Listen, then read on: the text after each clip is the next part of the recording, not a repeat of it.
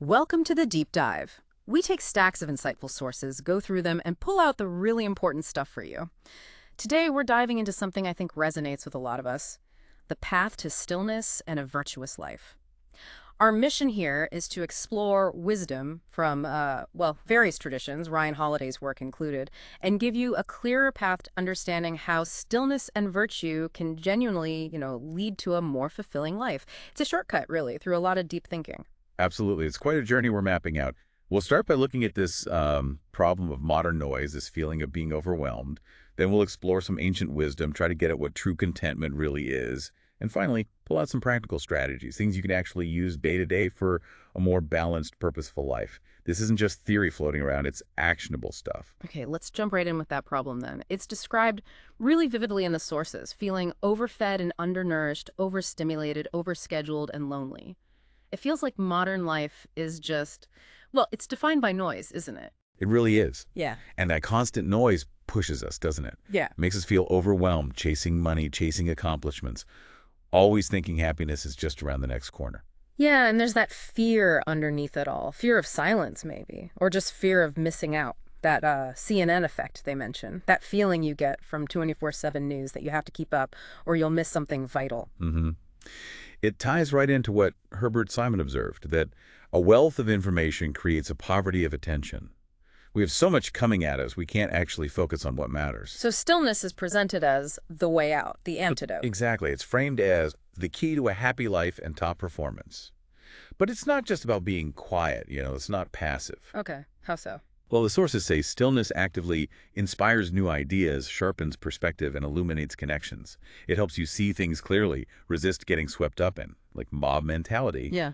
And it makes space for gratitude, for wonder. It's really about being truly present. There is only this moment. Now is now. Be here, be all of you, be present. It's finding what's already there, just buried under noise. It sounds simple, but maybe deceptively so.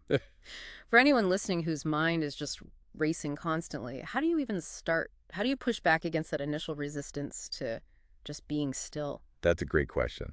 And yeah, it can feel difficult at first.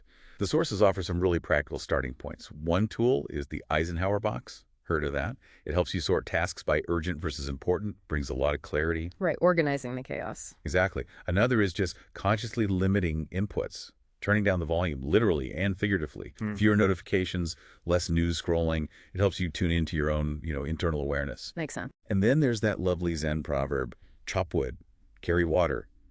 Just do the task at hand. Don't overthink it. Don't seek applause. Just do the work. Like letting muddy water settle. Precisely. Letting it settle so you can see clearly through it. So clear the clutter, then think deliberately. It's not about not thinking. Not at all. It's about creating the right conditions for quality thinking. I like that Gaelic phrase you mentioned, quietness without loneliness. It captures that sense of peaceful solitude, not just being alone. And Fred Rogers saying, what's essential is invisible to the eye. It suggests stillness helps us perceive differently. Exactly. It's that balance. Empty the mind of the junk, then use it intentionally. That's the core idea. Okay, moving on a bit. What really struck me was how different cultures seem to arrive at similar ideas about wisdom. It's like they're all tapping into something fundamental. You have Socrates saying he knows nothing, which is its own kind of wisdom, right? Humility. Intellectual humility, yeah. Then Hebrew and Islamic traditions see wisdom flowing from God, this endless source. Right, a divine origin. Whereas the Epicureans and Stoics thought you gained it through experience, through study, hard work. Yeah, more empirical, you could say. Earned wisdom. And Proverbs just flat out says acquiring wisdom is the most important thing, period. While Buddhists see it as understanding reality as it truly is without our illusions. It's fascinating, isn't it? Across the board, you see these common threads, asking questions, studying, reflecting, that intellectual humility we mentioned, and the power of experience to just open your eyes to truth. It really makes you think, okay, what does this mean for us? How do we actually pursue wisdom in our own lives based on these ancient insights? And a lot of this seems to circle back to, or at least connect strongly with, Stoicism. Why do you think Stoicism became such a powerful framework for these kinds of ideas? Well, Stoicism, which Zeno kicked off in Athens, inspired by Socrates, actually it really focused everything down into a practical philosophy of personal ethics. The core idea is, don't be ruled by your desires or fears. Live justly. Work together. The big goal, to be free from anger, envy, and jealousy. aiming for that stoic calm. Where virtue is the only good. Exactly. That's the cornerstone. And they adopted Plato's 4 cardinal virtues: wisdom, courage, justice, and temperance. It's all about self-control, fortitude, developing the clarity to understand what they called universal reason, or logos. The organizing principle of everything. Right. And they had practices like the view from above, imagining yourself from a distance, seeing yourself as part of this huge cosmos. It fostered this idea of being citizens of the world, promoting brotherly love. You think of figures like Seneca, though his ending with Nero is a stark reminder that living this way isn't easy. Definitely not. Or Rufus, Epictetus, the Emperor Marcus Aurelius, all wrestling with these ideas in the real world. Okay, so let's shift from philosophy to our inner world. The sources make a really key distinction between confidence and ego. It's quite profound. Confidence is described as the freedom to set your own standards, being free from that constant need to prove yourself. Confident people are open, they reflect, they know when others' opinions just don't matter. Secure in themselves. Whereas ego, that's different. It's unsettled by doubts, afflicted by hubris. It shows itself in boasting, in posturing. It's that insecurity where flaws become central, either hidden desperately or obsessed over. And if we zoom out, we see this pattern play out, don't we? So many people achieve incredible external success, get everything they thought they wanted, only to find this emptiness. The sources mention Tiger Woods' huge success, but apparently becoming less happy the more he achieved.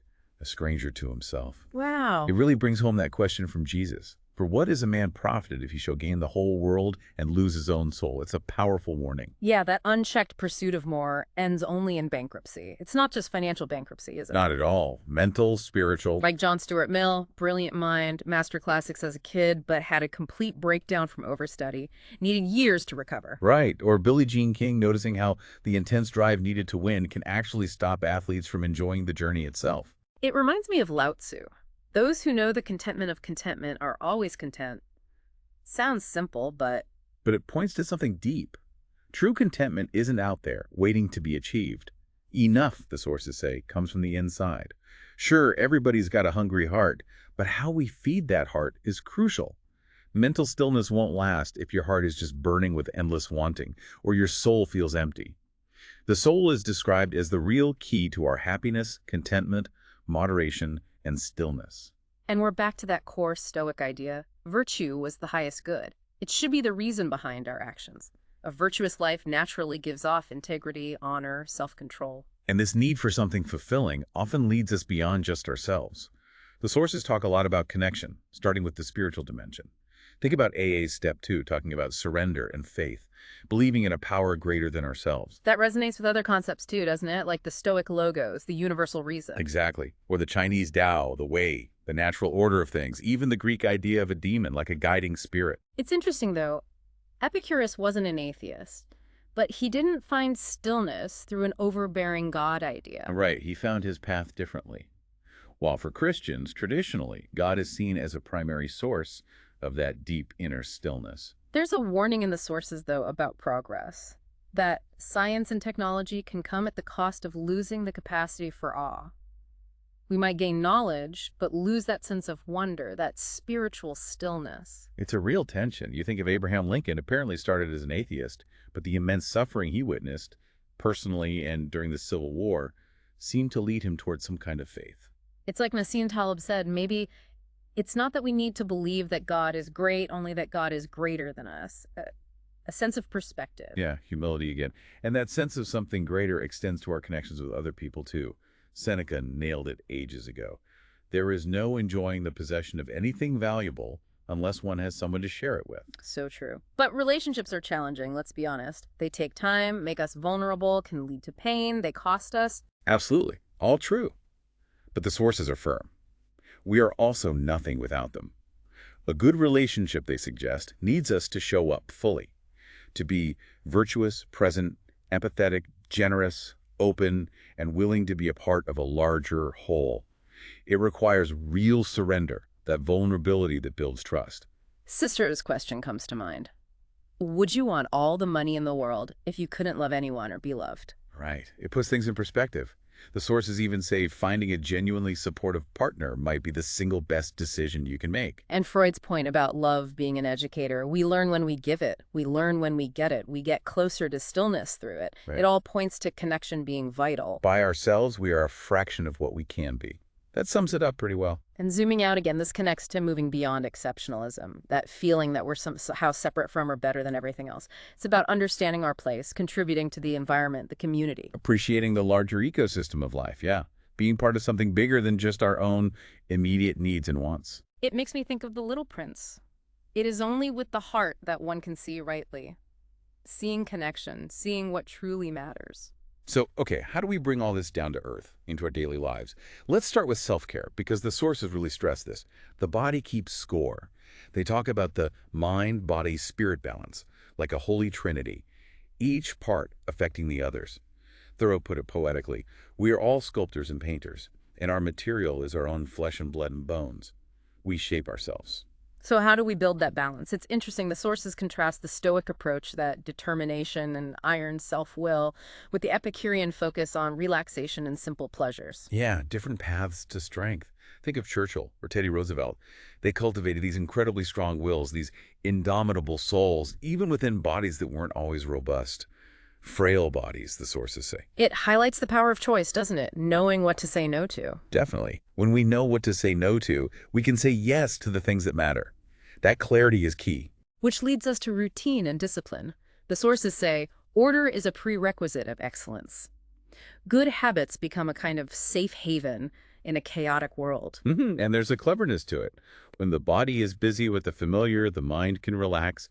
You automate the small stuff. So making good choices becomes almost automatic. That's the idea. Automate the trivial parts of life. Make automatic good and virtuous decisions. That frees up your mental energy, your resources for the bigger things, for important and meaningful exploration. So for you listening, feeling swamped, maybe automating some basics could free you up significantly. That's really practical. But then there's the potential trap of possessions. Mental and spiritual independence matter little if the things we own in the physical world end up owning us. Oof, yeah. Tennessee Williams called luxury the wolf at the door. And there's comfort creep. What felt like a luxury yesterday becomes today's necessity. Our baseline just keeps rising. So we constantly need to ask what we own, why we own it, and whether we could do without. It's an ongoing audit. Definitely. And alongside managing possessions, the sources champion solitude and movement. Solitude isn't just being alone. It's space to reflect instead of just react. Like Bill Gates's Think Week, disconnecting to reconnect. Exactly. It's about human being, not human doing. Just being for a bit. And sleep, can't forget sleep. Schopenhauer called it the source of all health and energy. Foundational. And movement, too. Kierkegaard thought sitting still bred illness, that movement cleansed the soul and cleared the mind, like Buddhist walking meditation. Right. Body and mind are linked. A final point they make is about leisure. Leisure can easily become an escape, but the second that happens, it's not leisure anymore. So true leisure isn't just zoning out. Apparently not. It requires presence, openness, virtue, connection. It's intentional. So we must be disciplined about our discipline and moderate in our moderation. Find that balance. It's a powerful wrap-up message. You were given one body when you were born. Don't try to be someone else somewhere else. And the ultimate aim, build a life that you don't need to escape from. And grounding this is a fundamental belief found in Stoicism and Buddhism, that we were born good, not inherently flawed or sinful. Which puts the responsibility on our choices then. Precisely. The consequence is clear. A person who makes selfish choices or acts contrary to their conscience will never be at peace. It's pretty straightforward, really. If we want to be good and feel good, we have to do good. So, wrapping this all up for you, our listener, this deep dive was really about finding ways towards more presence, more clarity, more insight, more truth, more stillness. We've seen how these ideas, from ancient philosophers to modern thinkers, offer a path, not about escaping life, but engaging with it more intentionally, more virtuously, to find greater contentment. Yeah, at the end of the day, it comes down to how you choose to feed that hungry heart we all have. It's about letting that muddy water settle so you can finally see what truly matters underneath all the surface commotion. And maybe a final thought to leave you with. Anne Frank wrote, "Beauty remains even in misfortune if you just look for it." The sources suggest something similar about stillness. While it feels rare and fleeting, maybe the world creates an inexhaustible supply of it. It's just that nobody's looking. What if that stillness, that beauty, that peace you're searching for, what if it's already right here, all around you, just waiting for you to become present enough to notice it?